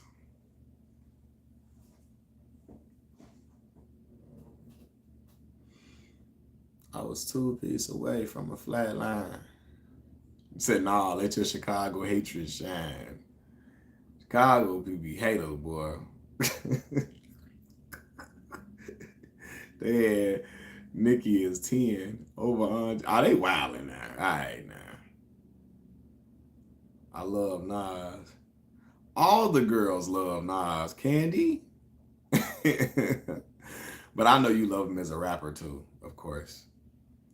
Um, Having Nicki at 10 over Andre 3000 and God MC Rakim. That's crazy. Who did this list? Who did that?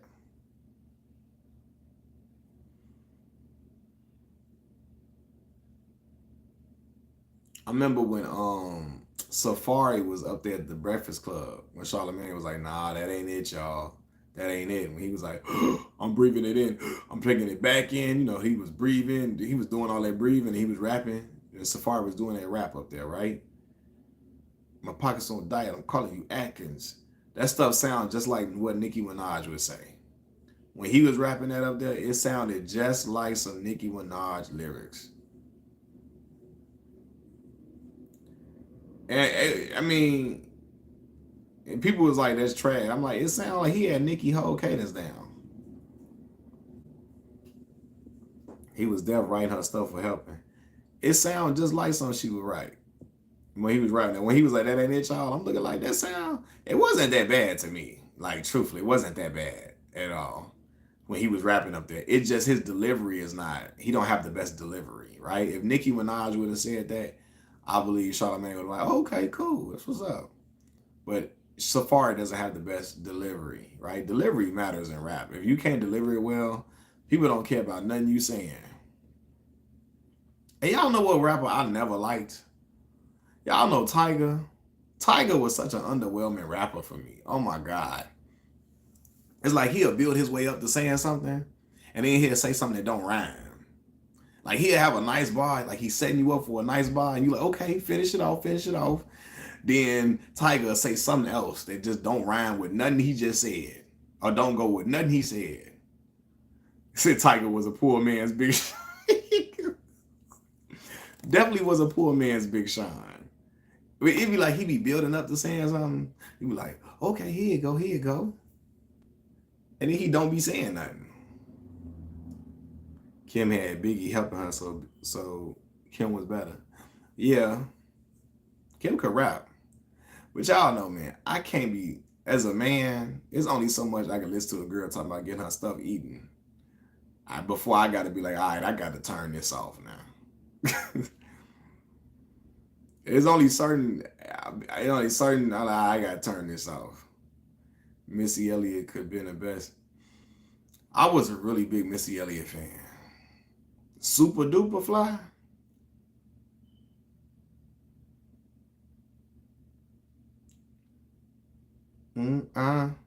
Suck it to me like Oh, Nikki was Missy was catchy, boy. I remember my mama had that Missy, that album where she had the spiked hair. With Don't Feel, what's the joint called? You know what I'm talking about. When she talking about her joint, Don't Fail Me Now. My mama, you wasn't a big fan of Missy, probably because them videos looked a little erratic. She had them Busta Rhymes looking videos. She should have been over all the females that made. I was a fan of Missy. You had to sneak and listen to that. Yeah, they weren't letting you listen to that wild stuff now.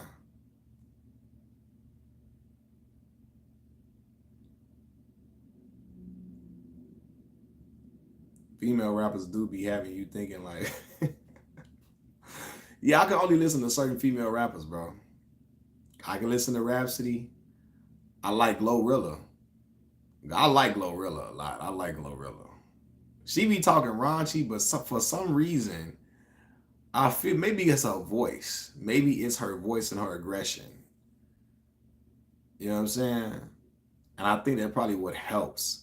Her voice is aggressive, and I can vibe with it better. Yeah, she that. That's probably why I like that. And you say she sound like a dude. That's probably why I like listening to her. If she had a high pitched voice, it wouldn't work well.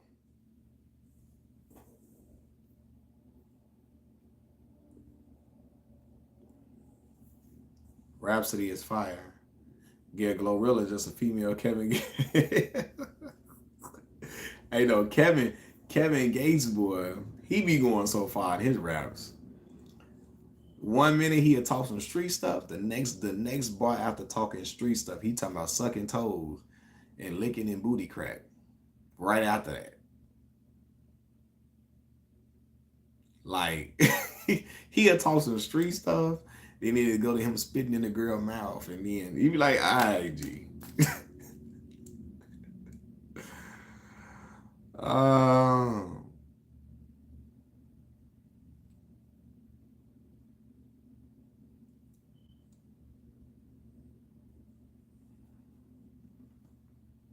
what's your top 5 female rappers of all time?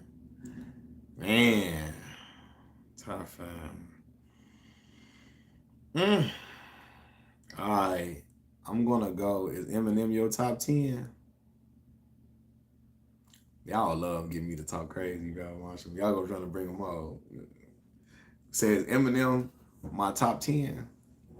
Well, Daniel, I'm gonna answer your question with a question. Am I a young man that's from the suburbs of Chicago, Illinois? Hell no. um, no. You think he's about to curse us? They be wanting me to do that. They be wanting me to be like, "What do you rank Eminem?" They be wanting me to snap. Cause they saw the videos I was making about Eminem. Eminem fans were so mad at me today, ready to snap on me. This guy doesn't know what. This guy doesn't. They always try to. When you don't like Eminem, they always try to tell you listen to mumble rap. He listens to all those mumble rappers. I be telling him, bro. I just told you I grew up listening to Nas, Jay-Z, Jadakiss, right? I name all these different rappers I grew up listening to that's lyrical, T.I., and they want to talk about you listen to mumble rap, bro. Do any of them dudes mumble? uh, nah, Daniel out here trying to get me. Daniel trying to get me to go in on Eminem. They always be like, you listen to that mumble rap stuff. Like, bro, shut up, dog. A lot of a lot of Eminem fans don't even listen to rap. They just listen to him.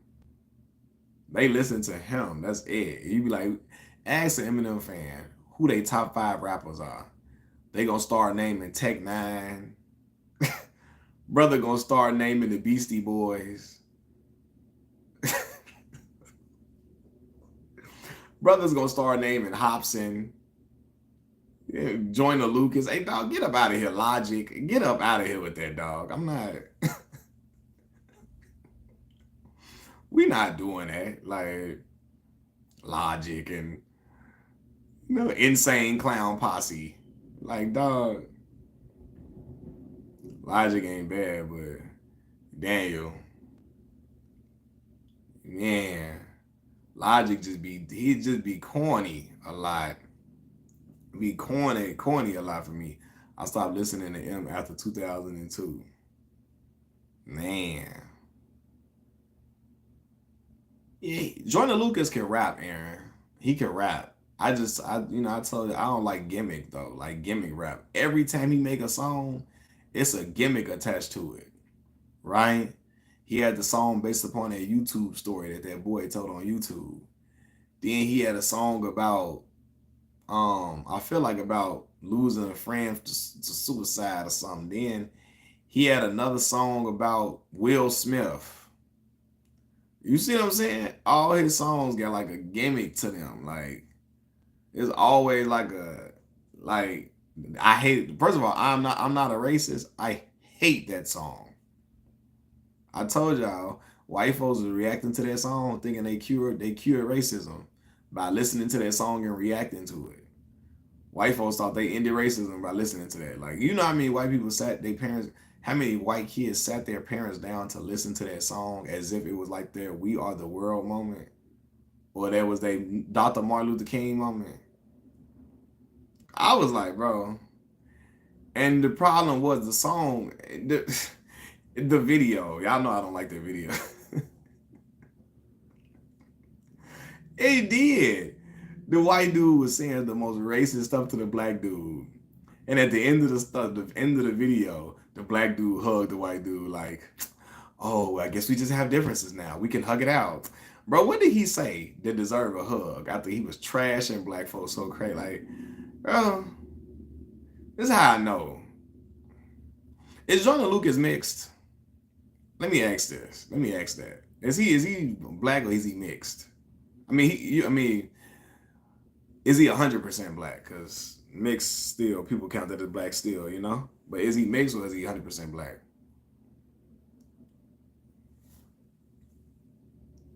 He mixed, I figured. I figured. Like, I figured he was based upon the way he ended that video. Because he looked like he related to Travis McCoy from Gym Class Heroes. That's what he looked like, for real to me. Joyner looked like he could be Travis McCoy cousin. Gym Class Heroes had that Cupid Chokehold song was fire though. Take a look at my girlfriend. She's the only one I got. Da da da da. Right, Cole on. It's so crazy. Now you see, we be forgetting Cole got a white mama, but I think Cole, because Cole grew up with black people though, so his essence is the essence of a black person. Joyner got the. I'm not trying to be funny, man. Let me stop. Joyner got the essence of somebody that was like that. You know he black, but like you saying that being mixed doesn't mean you aren't black. Yeah. Travis McCoy put on Katy Perry. Did he put on? Was that his girlfriend or something?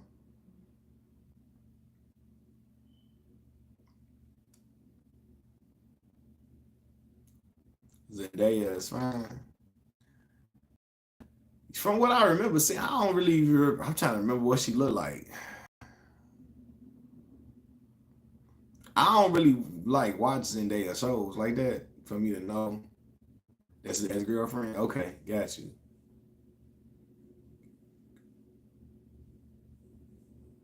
Hey, who made does that Katy Perry song? I kissed the girl and I liked it.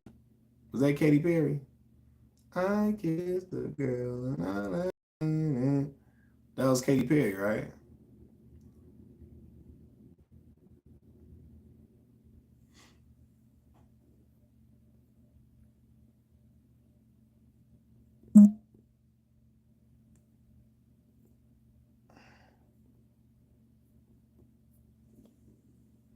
Yeah, that song was a bop, bro.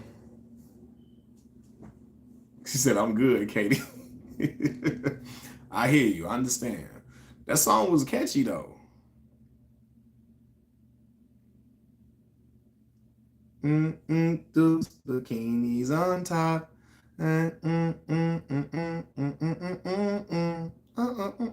Is that Katy Perry too, right? Hey, now y'all remember that song For Real had? Don't be afraid to catch feels. Mm, mm, mm, mm, mm. I know you ain't afraid to pop pills. That was a little joint.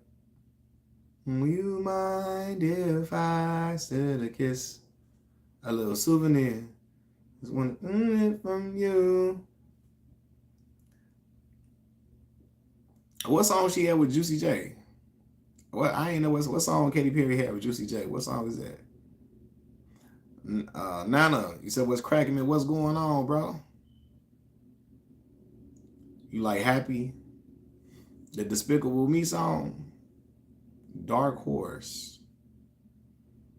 Yeah, it sounds crazy. That sound like wow. Front is yeah. That's one of my favorites for real songs. Front. I know that I'm carrying on. Never mind if I'm showing on. I was just fronting. Is the black community the only race preoccupied with such relationships and finances? Especially this 50-50 boy. I gotta send it to you. Okay, cool. Send it to me. Katie in the 2000s was bigger than Rihanna. She was big. I don't, like y'all. Yeah, y'all would have to tell me what if she was bigger than Rihanna or not. I remember she was big though. I don't know if she was bigger than Rihanna, but I know she was big though. Katie was big. I look, she was bigger than white people. Now, if you would have said Taylor Swift, now Taylor Swift, Taylor Swift bigger than everybody. So you don't trust Usher. Usher be having them women up in the concert wilding out. You be seeing he hold cherries by the girl's mouth, and the girl just be licking her tongue out all over the cherries. Man, my woman better not be doing all that with Usher now. They be licking her tongue out all over the cherry. I be like, oh, this like a freak show. Usher be having a freak show going on, holding them cherries over them girls' mouth now.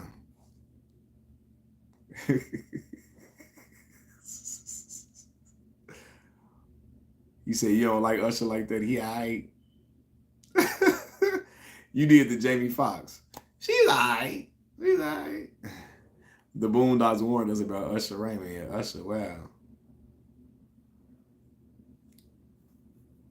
Usher's a great performer. I got them hits now. He got them hits.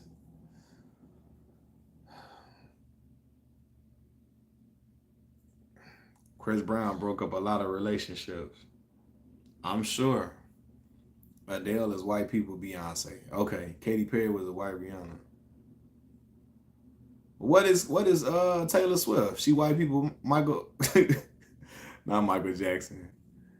What is cause Taylor Swift bigger than all of them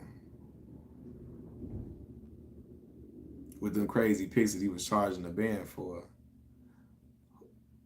Oh, Chris Brown. Yeah, yeah, yeah. He charging a stack for them pictures, boy.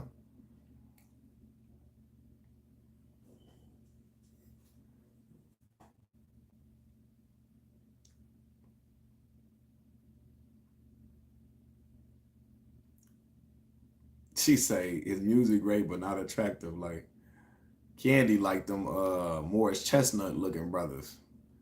Chris been about to put hands on Teyana Taylor at the birthday party because of Usher. What happened with that? R. Kelly broke up relationship. Yeah, you know Craig Hodges, they used to play for the Bulls. He said his wife was cheating on him with R. Kelly. Mm-mm-mm. And Candy was talking about Craig Hodges before, trying to get at her. Oh, you nah, Steph. Said Steph Curry. That's a man.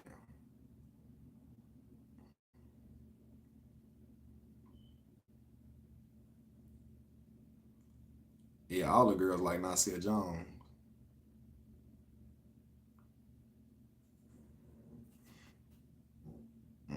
Chris slapped us. Hey, Chris Brown better not have slapped Usher Raymond. Usher better slap him back. Wow. I ain't going. Nasir more us older generation. Yeah. Chris Brown was tweaking on Usher at the B-Day party. He did slap him. Gee. Chris Brown can't. I'm not letting the grad chapter blood slap me, G. We're gonna have to fight, bro.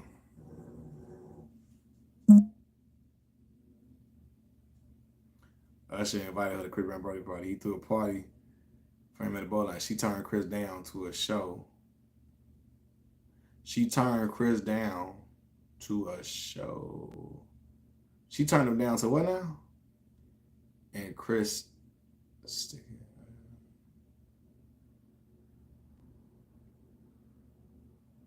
oh, you can hate me. That's one of my favorite songs from Nas.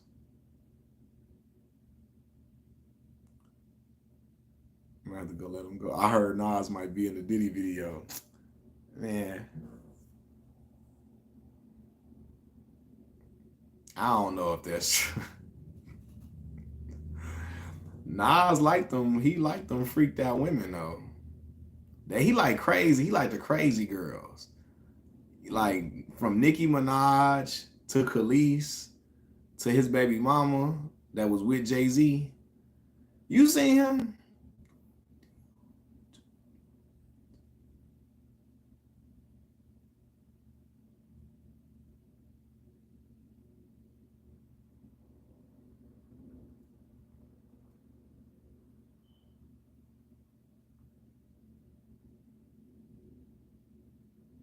Chris do freakouts with women. Learn from us. Yeah, they be wildin'. They be wildin', wildin', wildin'.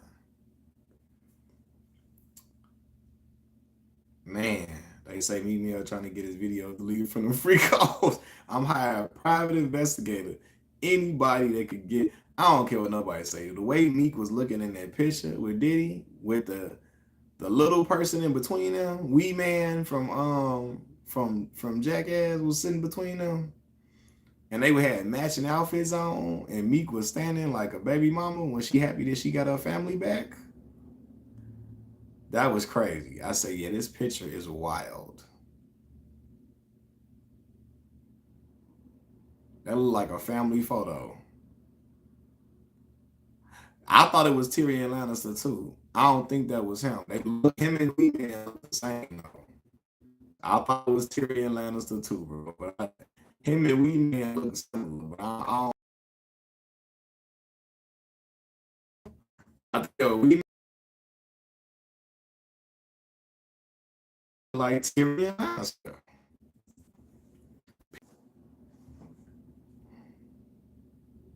Yeah, y'all need to go watch Game of Thrones. If you don't know, go watch Game of Thrones ASAP. It will change your life. I seen one of my homies from college just had a baby, and he said he was naming his son, and he said when he posted his son, this is I forgot what he named his son. He was like first of his name, King of the Andals, King of the Andals. Y'all remember the bus? There's a report about Bow Wow was mentored by Diddy at age 10, 15 on label Dance with Bow Wow. He said, "Yo, they won't watch Game of Thrones, they'll watch Power. Game of Thrones, fire." Every time somebody reacting to Game of Thrones, I just start watching it. Every time. Every time I see somebody reacting to Game of Thrones, I'll be like, all right, let me go on ahead and get on your channel, man. Power goes whack. Come on. Hey, it's so much going on the show. How are they gonna tie all of this up in 2 episodes? It's so much going on in the show. Like, how y'all gonna tie up all these storylines? It's like 3 different side plots happening. How is this gonna be all completed in 2 more episodes?